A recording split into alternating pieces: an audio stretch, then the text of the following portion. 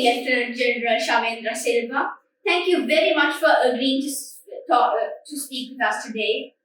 Sir, I'm Yusuf Hazari, and this is Adam Dilshan. Today, we would like to discuss with you about the current COVID-19 pandemic situation in Sri Lanka and the military involvement in it. Sir, in the past few months, has the military been given any special training on how to handle the virus? Well, no special training being given to the military, because the military, basically, we are an army who maintains operational readiness to face any challenge. Since the dynamic nature of contemporary world, changes take place frequently. So, however, at the beginning of COVID-19 outbreak in Sri Lanka, we conducted an initial analysis regarding the possible circumstances that the military would face. So, with that, we started off not as you just asked, that we were not doing specialized training for this, but the Sri Lankan military is always capable of facing any challenges that it come across. Maybe not necessarily that we have been trained for something, but however, when the circumstances are such, we will always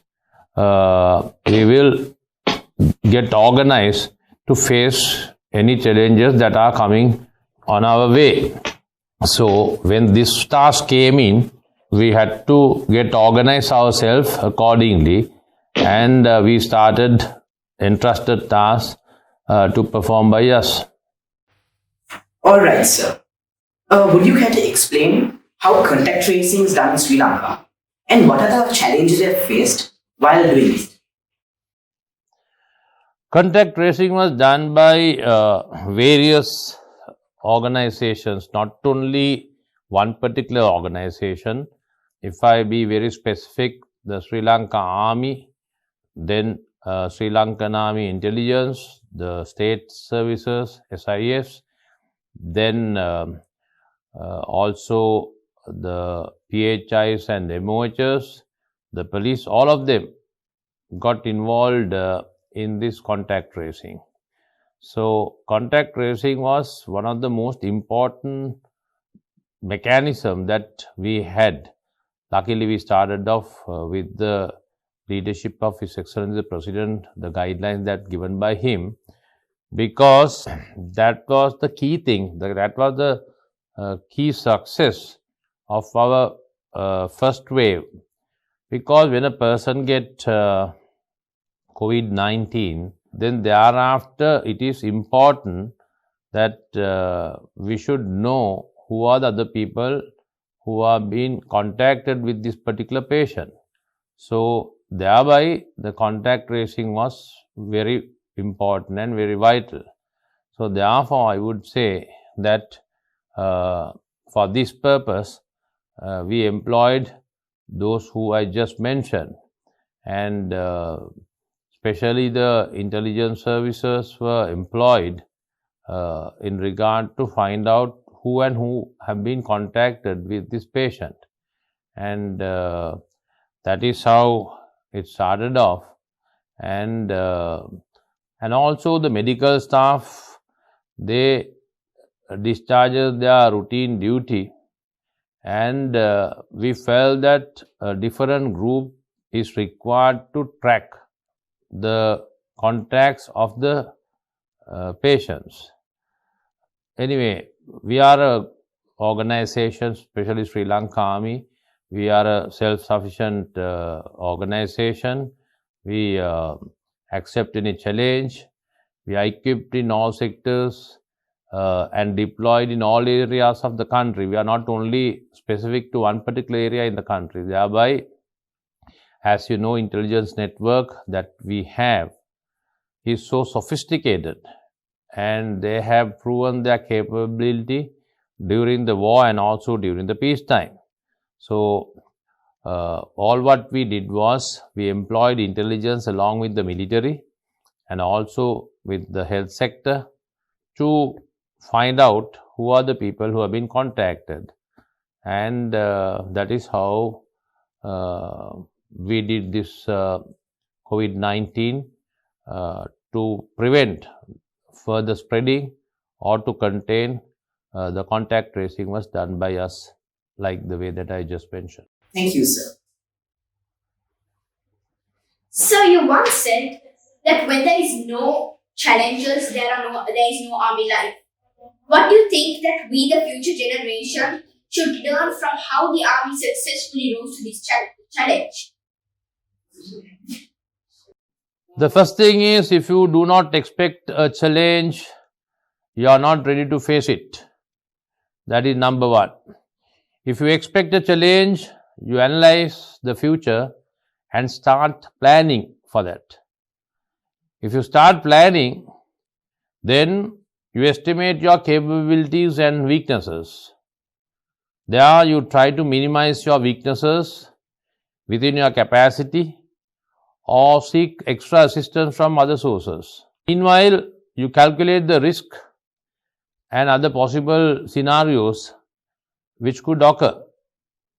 So, there you keep some reserve and make contingency plan, which is very vital, especially in a military. That is how we do. So, I believe expecting challenge is the foundation of planning process. This is what we do in military operations, especially planning, and that can apply into any other scenarios in day-to-day life. Well, possibility of failing is very less if there's a good plan. I think it is applicable for you all as well. Even for your studies, you have to have a plan. So, if you plan well, if you plan and go according to a plan, then of course the chances of failing is very minimum. Therefore, I urge you all to expect challenges and accept challenges, having a proactive plan in all what you do too. Thank you, sir. The battle against the coronavirus pandemic is not equal in any way to a war. So why do you think the army was called to do tasks which are usually carried out by health sectors? You're spot on. It is a matter of health, not a matter that should be handled by the military, that we accept. The thing is that we have to understand that we are living in a country with a very small economy, and we have a brilliant health sector, but their resources are limited when it comes to a pandemic like this. And also we believe that a pandemic of this nature should be very well coordinated with a mechanism, and this can be definitely handled by the military. The visionary leadership of His Excellency the President Gotabaya Rajapaksa and the fifth President, Present Prime Minister Mahinda Rajapaksa, would have felt that the Sri Lankan military is the best suited to handle this situation. Thereby, a National Operations Center for Prevention of COVID-19 was established on the 26th of January for a coordination, collaboration and recalibration of roles and responsibilities of different stakeholders, entrusting me to spearhead this COVID Operations Center. Now for this, they got all types of specialists from different fields.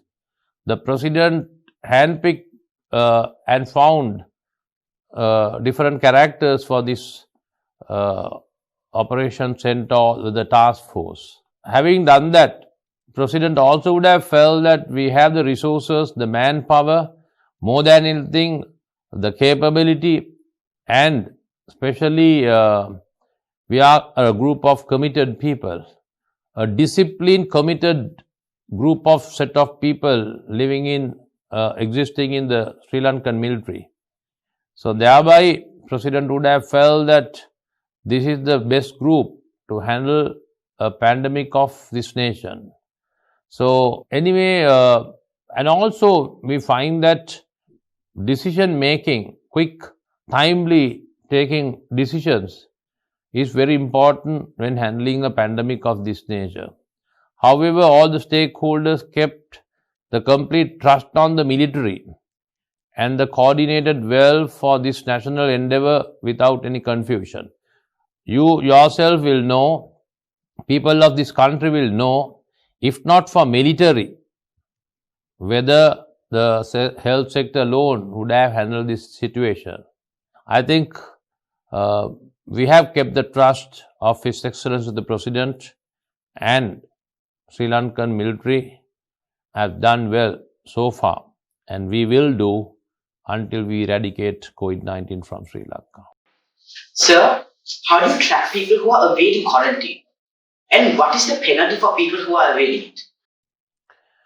That of course been handled by the police, the penalties. They talk of different penalties for different types of offences.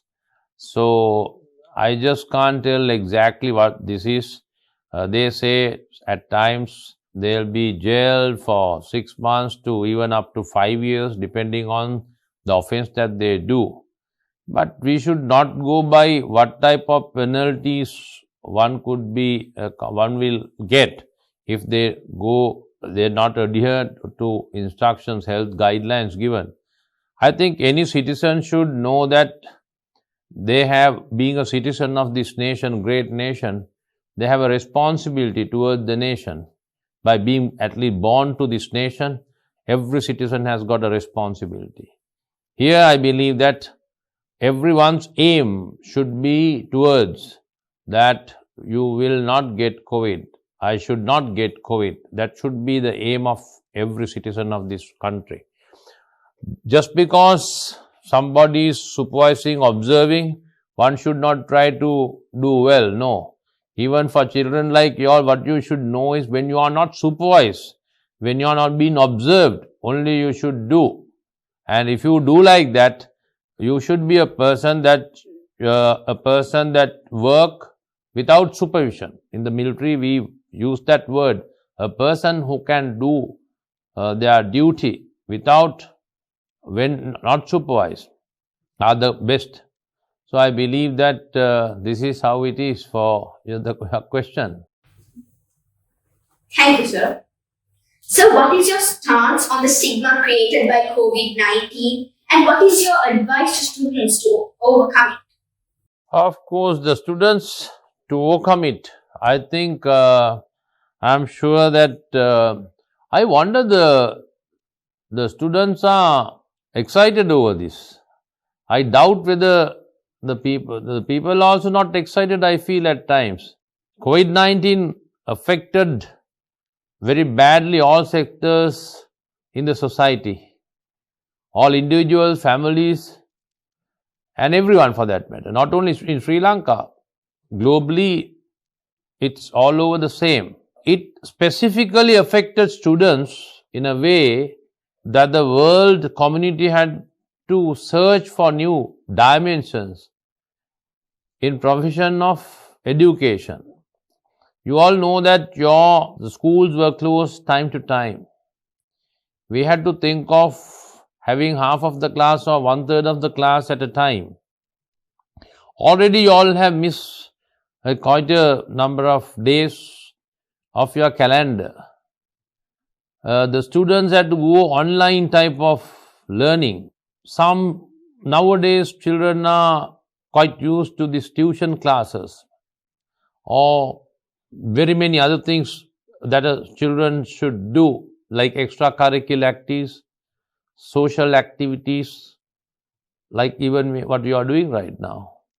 But all that have been affected. Also, the children had to resort to a methodology where you have to learn or to get educated by being at home based on technological platforms. Now, every student in this country don't have that luxury. Some schools, your school may have that, But some children from outstation, rural areas don't have that luxury to study online. However, there are pros and cons in this. But with this situation, we have to move forward. So, therefore, my advice to students to overcome it is to take this condition in good spirit and cultivate a quality of facing challenges positively. Thank you, sir. Sir, are curfews effective in containing the virus? If so, how? Could you please elaborate on it, sir? Now, it's like this. Curfew is a temporary measure to control movement of people. Now, you find in Sri Lanka, as of today, what we have is not curfew. Till this morning, till 5 o'clock on the 9th morning, we had curfew. Today, we find that various parts of Sri Lanka, certain police divisions and Gram and Iladar divisions, we have enforced a thing called isolation. Some says that yes, enforcing curfew, we can contain and prevent further spreading. Yes, of course, that is a good method if we can afford to. If we are a very rich country with a big economy, of course we can do such things. But we have to understand we are a country with a very limited economy. So therefore, I believe we have to have another option, another method. That is what we are practicing right now. That is to run the country while we have COVID in the country in certain places. Now this virus needs a medium to spread from one place to another. The medium is the people. Otherwise, I would say that the mode of spreading the virus is the human being. So, if you break this mode of spreading, then of course, it's easy to control. When we see a rapid spread in a given area, we impose curfew and or put on isolation. But even having curfew, you would have seen, especially in Gampaha district, and last 10 days, we had curfew in entire western province.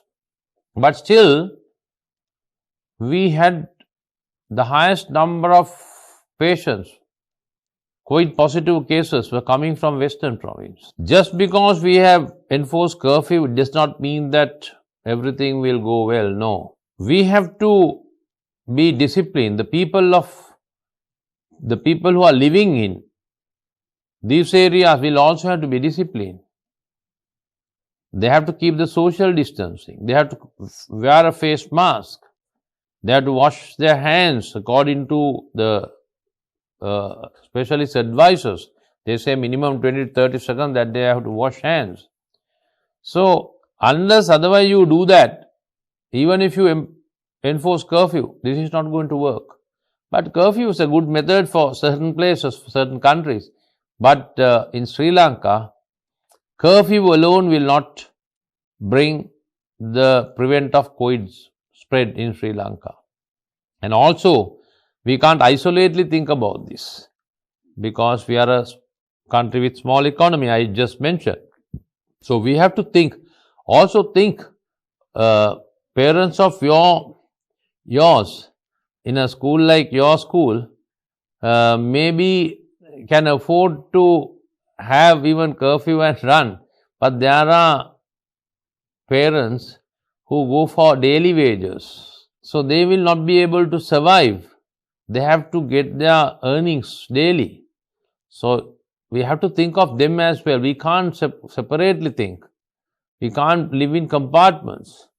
What I believe is, yes, having curfew can be a good method, but for a country like Sri Lanka, the first phase we did that.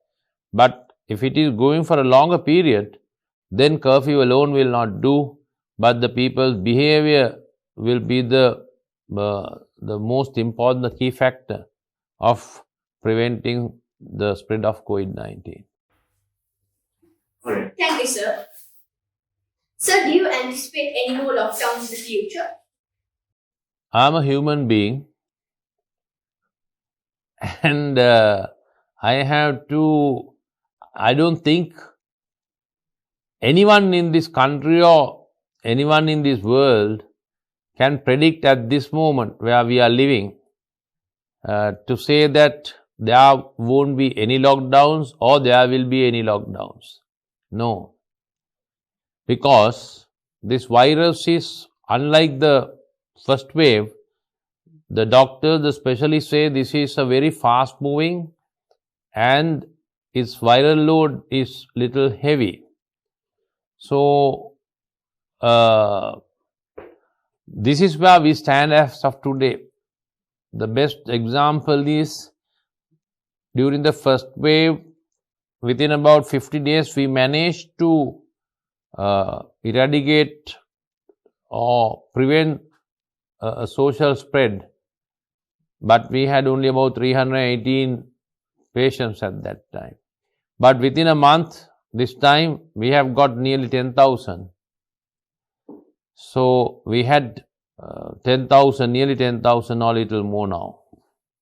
So, we can't predict how it's going to behave in future too. As of today,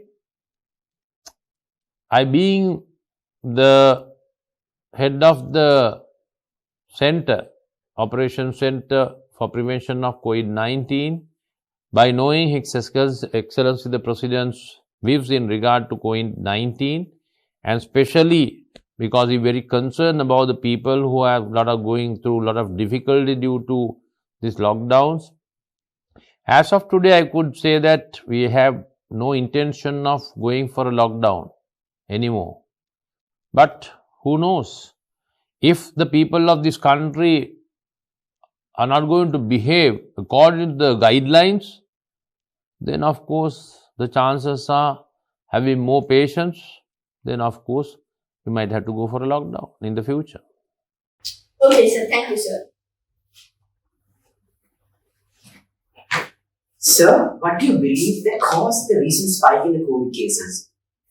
The cause, you mean to say the reason for the second wave, is it? Yes, sir, the second wave. Yeah, still we have not identified exactly what is the cause, but there are various ways that the COVID would have come to Sri Lanka for the second time. Surely it should be from overseas, from abroad. It's a foreign stuff, not that we started from within the country. There were cases where we brought down our own Sri Lankans who wanted to return back to the country. But of course, we had a very strict quarantine system. The quarantine system was very effective, and the chances of going COVID to the society from there is very minimum. I don't think so. There's another group, is that we had seafarers, some are from Sri Lanka, some are from abroad. They were brought for a short period until they get into the next ship. They were brought by sea or air, and they were kept on a bit of isolation or quarantine in various hotels. So, we believe that from them they would have not gone, but you never know. Then there was another chance that we experienced. There are flights coming to Sri Lanka. Those flight crews are staying in hotels. We have observed that there had been some mistake there. So that could be one cause where they are supposed to stay for a few days and go back. We found that in one place there was a bit of a lapse happening there. These are methods that the people would have got COVID for the second time would have come.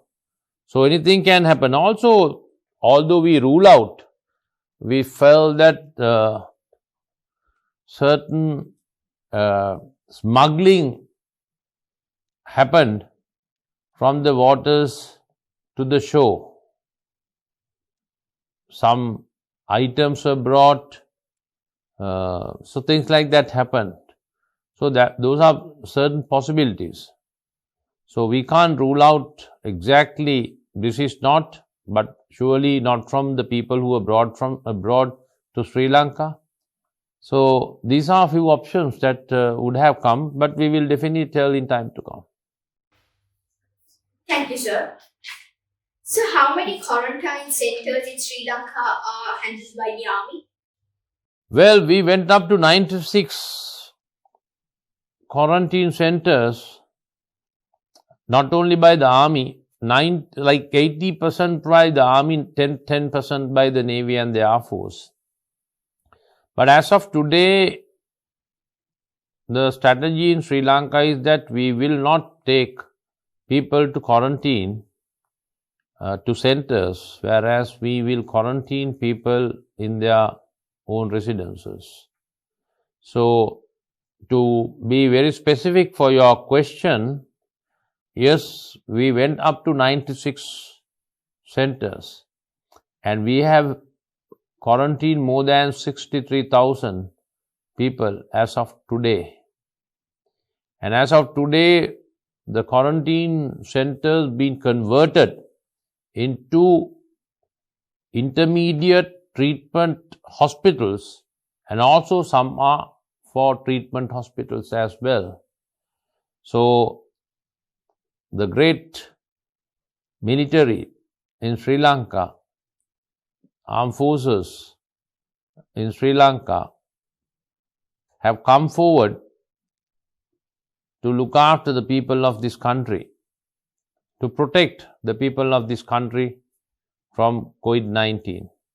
And we will do so in the future too. We will protect our people, we will protect our country. This is where we stand as of today. Thank you, sir. Sir, as the commander of the Sri Lankan Army and the chief of the defense staff, what is your biggest challenge that you faced during the course of the virus? The biggest challenge is, there are a few challenges that I faced, but all these challenges that were handled by the military, I was confident because I being the commander, I being the chief of defense staff, I know the capabilities and the discipline that we have within our armed forces. So absolutely, I had no big issue in regard to that. And the challenge, although it was a challenge for various tasks that we performed, still by knowing who these people in this organization, Army, Navy, Air Force, it was not a big deal for me. But the biggest challenge that we face is the people of this nation, how they behave, how they discipline, how they do their responsibility as a citizen of this country. There's a bit of a issue that we face. The people, even you find 99% of the people behave according to the health guideline, 1% not doing will create a massive chaos. So this is where we stand off today. You would have seen that only few people got COVID-19 for the second time, second wave. But today it has gone beyond 10,000, 11,000 now. Why? The people, if they do not behave, if they do not adhere absolutely to the guidelines given, then of course we find difficult we can bring any strategy, any mechanism, but we will find extremely difficult if the people don't behave. Then also initially we had challenges in regard to the number of PCR tests that we conducted. Even of today, people feel that, we should have more PCR tests done. Of course, if we were a big economy, we would have done those things. But we don't grumble for that.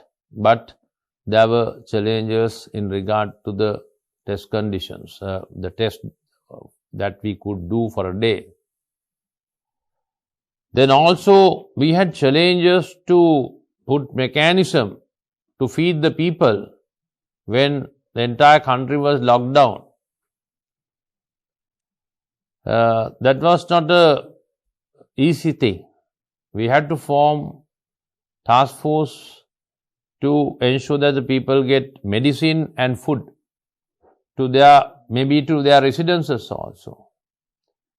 So then another challenge was how to protect the future generation like you all. So various methodology was adopted, and also to close off schools before the normal vacation. All these are challenges, but I believe that if the people of this nation are disciplined, if they behave according to the health guidelines given, it's a matter of time that we will eradicate COVID-19 from Sri Lanka. If they don't behave, if the people of this nation are not going to be disciplined enough and behave according to the health guidelines, then of course it's a big challenge. There can be great leadership, there can be great mechanism, strategies, but still we will find it difficult to contain and prevent the COVID virus spreading in the country in a short time. Yes, sir. Thank you. Sir, what kind of advice would you like to give the younger generation? The younger generation, we have a great younger generation in the country. We believe that you all are brilliant. We believe that you are thinking out of the box, unlike our days. But you are a lucky group. You have all sophistication at the doorstep. And we feel that the younger generation is very creative group. So, I think my advice to younger generation is that first of all, as of today, you all must exactly study. You all are a brilliant group. Know how to stay without getting COVID-19. That's the primary task of each and every student of this country. You should be a person who will not get COVID. Very simple few things you should do. So you all are brainy enough to study how to stay without getting COVID-19. Then the younger generation, you should know that you have been born to a great country in this world. The younger generation should know whatever the challenges that we have got in this country, we have won. We are a country who has never failed. Whether in war, we have the most ruthless terrorist organization in the world. Some said that we will never defeat this terrorism. But we eradicated terrorism from the soil of Sri Lanka. Even our ancestors have fought different types of wars. We have won. Think of this COVID-19, when the greatest or great countries are on knees, not being able to prevent or to contain the COVID spread. We are a country, first wave, we managed to contain this within about 50 days' time. We are a country, very few countries in the world where COVID-19, we did not have a single patient for a few months in this country. We are not a big economy to have all that, but still we have done it.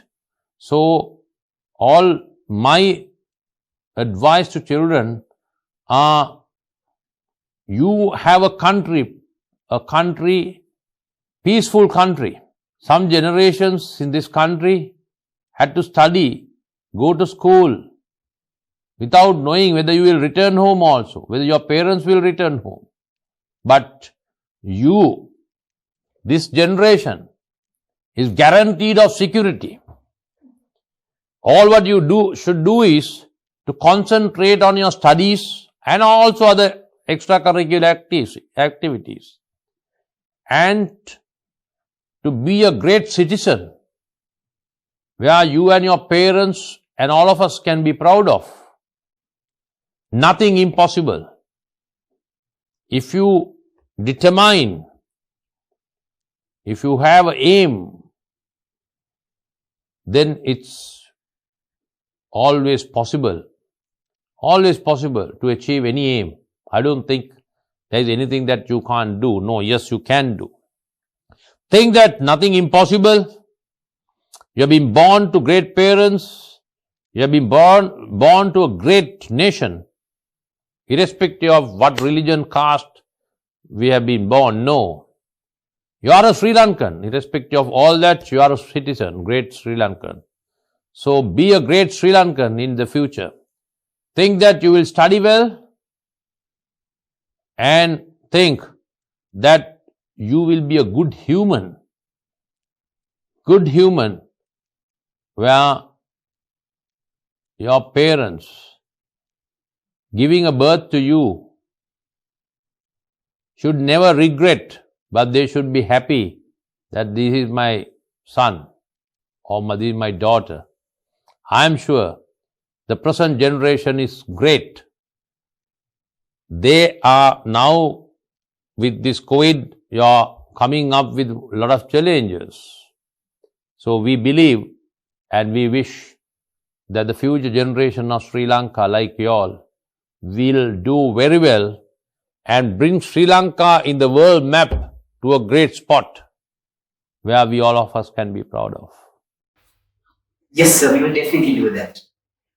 Sir, is there anything you would like to add on? Any different kind of advice you would like to give? To add on, I would like to remind on the social and individual responsibilities for not to get out from anyone, nor not to give anyone the COVID-19. Don't go for shopping for COVID-19. We were talking about COVID-19, and I request that the people of this nation should not go for shopping for COVID-19. And please remember, we have a great leadership in the country. We have a great mechanism. We have a great, excellent health sector. Nothing to get panic. Each and every citizen should do their responsibility in regard to health, especially the guidelines given by the health sector, to see that you will not get COVID, neither you will spread COVID to another person. If you do that, it's a matter of time that we eradicate COVID-19 from Sri Lanka. All right, sir. Thank you for being with us today. Thank you, sir. Thank you very much.